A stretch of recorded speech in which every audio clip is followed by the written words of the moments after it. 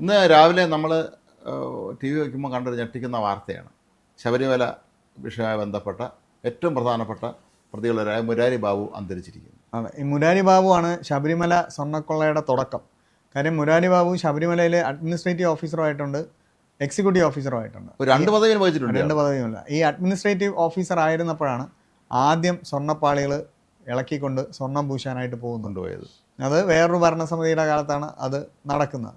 അതാണ് നമ്മുടെ വാസു. ആദ്യം കോൺഗ്രസ് യൂണിയനിലായിരുന്നിട്ട് പിന്നീട് ഇടതുപക്ഷ യൂണിയനിലോട്ട് വന്നു. അത് കാര്യം ഈ 10 കൊല്ലം തുടർച്ചയായ ഭരണം ഇനിയും ഇവർ തന്നെ തുടരുമെന്നുള്ള വിശ്വാസത്തിൽ അതായതാണ്. അപ്പം ആദ്യം അദ്ദേഹം അഡ്മിനിസ്ട്രേറ്റീവ് ഓഫീസറായിട്ടാണ് ഇരിക്കുമ്പോഴാണ് ആദ്യം ഈ നമ്മുടെ ഉണ്ണികൃഷ്ണൻ പോറ്റിയുടെ നേതൃത്വത്തിൽ ഇത് ഇളക്കിക്കൊണ്ടുപോയി ആദ്യം സ്വർണം മാറ്റുകയും ചെയ്തത്. ഈ സ്വർണ്ണക്കൊള്ളയുടെ ഏറ്റവും വലിയ വിഷയം എന്ന് പറയുന്നത് ഇവിടെ ഈ പ്രത്യേക അന്വേഷണ സംഘം ഉൾപ്പെടെ പരിശോധിക്കുന്നതെന്ന് പറഞ്ഞാൽ ശബരിമലയിലെ സ്വർണ്ണപ്പാളികൾ ഇളക്കിക്കൊണ്ടുപോയി സ്വർണം മോഷ്ടിച്ചിട്ട് കുറച്ച് ഭാഗം പൂശി തിരിച്ചു കൊണ്ടുവച്ചു. അതാണ് ഇവർ പരിശോധിക്കുന്നത്. പക്ഷേ അതിനപ്പുറത്തേക്ക് ഇതിനൊരു തട്ടിപ്പുണ്ട്. ഈ സ്വർണ്ണപ്പാളികൾ എടുത്തുകൊണ്ട് പോയതിന് ശേഷം ഇവർ വ്യാപകമായിട്ട് സ്വർണം പൂശാൻ വേണ്ടി പിരിവുകൾ നടത്തിയിട്ടുണ്ട്. മുതലാളിമാരെ നിന്നൊക്കെ പിരിവുകൾ നടത്തിയിട്ടുണ്ട്. അതായത് ഇതിലെ സ്വർണം നഷ്ടപ്പെട്ടു എന്നത് മാത്രമല്ല ഇതിന്റെ ഒരു പ്രധാനപ്പെട്ട ഡബിളോ ട്രിപ്പിളോ. അതായത് അയ്യപ്പന്റെ വസ്തു അല്ലെങ്കിൽ അതിൽ സ്വർണം പൂശാൻ വേണ്ടി ആരും കൊടുക്കും, അതൊരു നേർച്ചയായിട്ടാണ് കൊടുക്കുന്നത്. ഇങ്ങനെ ഇവർ വലിയൊരു തട്ടിപ്പ് നടത്തിയിട്ടുണ്ട്. അതേപോലെ ജയറാമിന്റെ ഒക്കെ വീടുകളിൽ കൊണ്ടുപോയി ഇത് പൂജിപ്പിച്ചു. അങ്ങനെ ഇതൊരു സമാനതകളില്ലാത്ത ഒരു തട്ടിപ്പാണ്. അതെ, അപ്പൊ ഈ ഉണ്ണികൃഷ്ണൻ പോറ്റി തഴച്ച് വളരാൻ തുടങ്ങുന്നത് ഇദ്ദേഹം അഡ്മിനിസ്ട്രേറ്റീവ് ഓഫീസറായിരിക്കുമ്പോഴാണ്.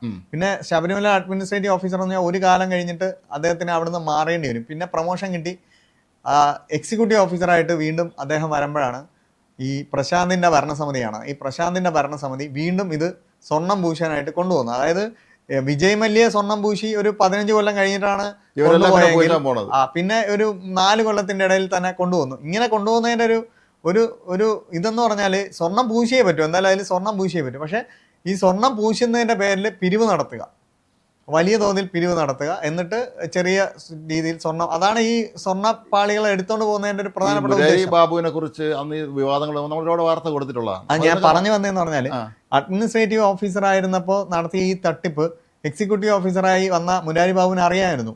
അങ്ങനെയാണ് ഇതിന്റെ രണ്ടാമത്തെ വേർഷൻ ഉണ്ടാകുന്നത്. ഈ രണ്ടാമത്തെ വേർഷൻ ഉണ്ടാകുമ്പോഴാണ് അയ്യപ്പൻ അതിന് തടയിടുന്നത്. ആഗോള അയ്യപ്പ സംഘം വരുന്നു, ജയകൃഷ്ണൻ എന്ന് പറഞ്ഞ സ്പെഷ്യൽ ജഡ്ജിയുടെ ഒരു സാന്നിധ്യം വരുന്നു. അദ്ദേഹത്തിന്റെ ഒരു സാന്നിധ്യം തന്നെയാണ് ഇതിന്റെ. പക്ഷെ അദ്ദേഹത്തിന്റെ സാന്നിധ്യം അദ്ദേഹം ഇങ്ങനെ എടുത്തോണ്ട് പോയി എന്ന് ഹൈക്കോടതി അറിയിച്ചതേ ഉള്ളൂ, എൻ്റെ അടുത്ത് പറയാതെ എടുത്തോണ്ട് പോയി എന്ന് പറഞ്ഞതേ ഉള്ളൂ. അപ്പോഴും ജയകൃഷ്ണൻ എന്ന് പറയുന്ന ജഡ്ജി വിചാരിച്ചിരിക്കുക അത് തിരിച്ചു കൊണ്ടുവയ്ക്കാൻ പറയും, അല്ലെങ്കിൽ എൻ്റെ അറിവോടെ മാത്രമേ ഇനി ഇതൊക്കെ നടക്കാവൂ എന്നൊരു ഇതിനു വേണ്ടിയാണ് അദ്ദേഹം ചെയ്യുന്നത്. പക്ഷെ ഉണ്ണികൃഷ്ണൻ പോറ്റി അങ്ങനെയല്ല, മറ്റേ വേറെ താങ്ങുപീഠവും കൂടെ കാണാനുണ്ട് എന്ന് പറഞ്ഞ് പോവുകയും പിന്നെ താങ്ങുപീഠം അദ്ദേഹത്തിന്റെ വീട്ടിൽ നിന്ന് കണ്ടെത്തിയതോടെ ഈ തട്ടിപ്പിന്റെ രൂപം ഉണ്ണികൃഷ്ണൻ പോറ്റിയുടെ അതിബുദ്ധിയല്ല, അയ്യപ്പൻ ഉണ്ടാക്കിയ ഒരു മറയിലുണ്ടായ ബുദ്ധിഭ്രമം എന്ന് വേണം അതിനെ പറയാം. അങ്ങനെ എന്തായാലും മുരാരി ബാബു വരുന്നു. മുരാരി ബാബുവിനെ പറ്റി പറയുകയാണെങ്കിൽ മുരാരി ബാബു NSSന്റെ വളരെ അടുത്ത ആളായിരുന്നു. പെരുന്നയിലാണ് അദ്ദേഹത്തിന്റെ NSS കരയോഗത്തിന്റെ വൈസ് പ്രസിഡന്റ് ആയിരുന്നു അദ്ദേഹം. ആദ്യം മത്സരിച്ച് തോറ്റു, പിന്നീട് വൈസ് പ്രസിഡന്റ് ആവുന്നു. അദ്ദേഹത്തിന്റെ ഭാര്യ NSSലെ ജീവനക്കാരിയായിരുന്നു. അദ്ദേഹത്തിന് ജോലി കിട്ടുന്ന പണ്ട് അദ്ദേഹം പോലീസിലേക്ക് കോൺസ്റ്റബിളായി പോയതാണ്. കോൺസ്റ്റബിളായി പോയ അദ്ദേഹത്തിന് ബുദ്ധിമുട്ടായതുകൊണ്ട് തിരിച്ചു വരുന്നു. അദ്ദേഹത്തിന്റെ കൊച്ചച്ഛൻ അന്ന് NSS പ്രസിഡന്റ് ആയിരുന്ന ഭാസ്കരൻ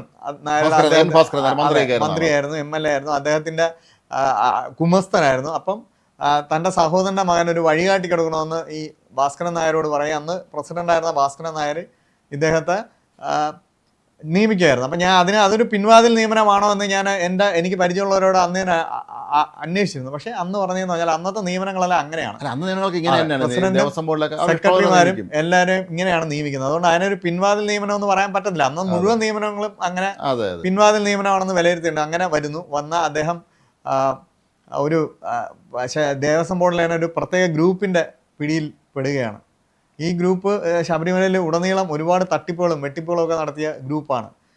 90കളിൽ തന്നെ ഒരു കൊലപാതകവുമായി ബന്ധപ്പെട്ട് ഈ ഗ്രൂപ്പിന് സ്വാധീനം ഉണ്ടായിരുന്നു. ഈ ഗ്രൂപ്പിന്റെ ഒരു ശക്തമായ ഇതിൽ ഇങ്ങനെ പോകുമ്പോൾ ഈ കോൺഗ്രസ് ബോർഡ് വരുമ്പോൾ, കോൺഗ്രസ്സുകാരുടെ ബോർഡ് വരുമ്പോൾ എപ്പോഴും അവരുടേതായ ഒരു അജണ്ടയും ഒക്കെ വെച്ചിട്ട് അങ്ങനെ VS അച്യുതാനന്ദന്റെ കാലത്ത് രാജഗോപാലൻ നായർ വരുന്നു. ഇവരെല്ലാം രാജഗോപാലൻ നായരുടെ വിശ്വസ്തരായി മാറുന്നു. കോൺഗ്രസിൽ അങ്ങനെ ഒരിക്കലും പറ്റത്തില്ല. ജീവനക്കാർക്ക് അവർക്ക് അവരുടെ ഒരു കോക്കസ് വരും, പക്ഷേ ഈ ജീവനക്കാരെല്ലാം വിശ്വസ്തരായി വരുന്നു. അങ്ങനെയാണ് ഈ മുരാരി ബാബു ശബരിമലയിലേക്ക് എത്തുന്ന സാഹചര്യം പോലും എത്തുന്നത്. മുരാരി ബാബു പിന്നീട് മറ്റു പല ക്ഷേത്രങ്ങളിലെ ചുമതലക്കാരനായിരുന്നപ്പോഴും അല്ല, ഏറ്റുമാനൂരിലെ കൊടിമര മോഷണത്തിലടക്കം ഈ ഗ്രൂപ്പിന്, ഞാൻ പറഞ്ഞ ഈ മുരാരി ബാബു എന്ന് പറയുന്ന ഒരു വ്യക്തിയാണ്, ദേവസ്വം ബോർഡ് കേന്ദ്രീകരിച്ച് പ്രവർത്തിക്കുന്ന വലിയൊരു സംഘം. അത് ഡയമണ്ട് എന്ന് വിളിപ്പേരിൽ അറിയപ്പെടുന്ന ഒരാളാണ് ഈ സംഘത്തിന് നേതൃത്വം കൊടുക്കുന്നത്. അദ്ദേഹം ഞാൻ പറഞ്ഞില്ലേ, ഇതിൽ തന്നെ ഉള്ള സുധീന്ദ്രകുമാർ എന്ന് പറയുന്ന പ്രതിയുടെ ഭാര്യ, ആദ്യ ഭാര്യയുടെ കൊലപാതകത്തിലടക്കം അദ്ദേഹത്തിന് പങ്കുണ്ടെന്നുള്ളത് ദേവസ്വം ബോർഡിൽ എല്ലാവർക്കും പറയാം. അങ്ങനെ ഒരു മാഫിയ സംഘമായി സംഘം വളരുന്നു. എന്തായാലും മുരാരി ബാബുവിൻ്റെ രണ്ടാമത്തെ കൊള്ള, ആദ്യത്തെ കൊള്ള ഭഗവാൻ അയ്യപ്പൻ കണ്ണടച്ചു, പക്ഷേ ആഗോള അയ്യപ്പ സംഘം വരുന്നു. ഈ ഉണ്ണികൃഷ്ണൻ പോറ്റിയുടെ, എനിക്ക് തോന്നുന്നു ഉണ്ണികൃഷ്ണൻ പോറ്റിയുടെ ഇടപെടലുകൾ അതിശക്തമായി മാറിയിരുന്നിരിക്കുക. അയാൾ മന്ത്രി എല്ലാവരും സ്വന്തം ആളല്ലോ. അത് കാരണം അപ്രതീക്ഷിതമായി പിടിക്കപ്പെട്ടൊരു സാധനമാണ്. അതിലൊരു അയ്യപ്പൻ്റെ ഇടപെടലുണ്ട്. അതിൽ മുരാരി ബാബു താൻ അറസ്റ്റ് ചെയ്യപ്പെടില്ല എന്ന് വിശ്വസിച്ചിരുന്നു. അതിന് കാരണം സാമുദായ പിന്തുണ അടക്കം അദ്ദേഹത്തിനുണ്ടായിരുന്നു. അദ്ദേഹത്തിൻ്റെ പെരുന്നയിലെ തേക്ക് കൊട്ടാരം, തേക്ക് കൊണ്ട് നമ്മളതിന്റെ വിഷയം ഞാൻ ഞെട്ടിപ്പോയി. ഈ വുഡ് പാനലിംഗ് നടത്തിയിരിക്കുന്നത് തേക്ക് ഈ അദ്ദേഹം ആഗ്രഹിച്ചെന്ന് പറഞ്ഞാൽ സമുദായ സംഘടനയിലെ സ്വാധീനം. ശബരിമല സ്ത്രീ പ്രവേശന നടക്കുമ്പോൾ അദ്ദേഹം അഡ്മിനിസ്ട്രേറ്റീവ് ഓഫീസറാണ് ഈ മുരാരി ബാബു. അന്ന് NSS ആസ്ഥാനവുമായി അദ്ദേഹം പ്രത്യേക തരത്തിലൊരു ബന്ധം ഉണ്ടാക്കിയിരുന്നു.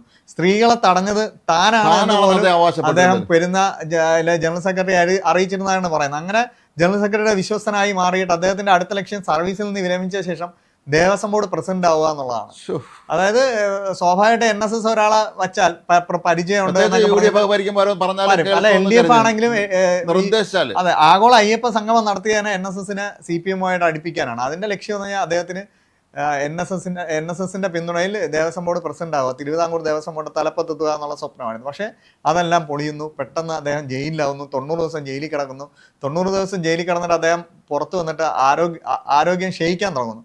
പക്ഷെ ആദ്യം കരുതിയത് ഗ്യാസ് ട്രബിളിന്റെ എന്തോ വിഷയമെന്നാണ്. ഒപ്പിടുന്ന സമയത്ത് പോലീസുകാർ ചോദിക്കുമ്പോഴൊക്കെ ഇദ്ദേഹം ഇങ്ങനെ പറഞ്ഞു, ഗ്യാസ് ട്രബിൾ ആണ്, സുഖമില്ല, മരുന്ന് കഴിക്കുകയാണെന്നൊക്കെ പറഞ്ഞിട്ടുണ്ട്. പക്ഷെ അവസാന സമയത്താണ് ഇത് ക്യാൻസർ ആണ് എന്ന് മനസ്സിലാവുന്നത്.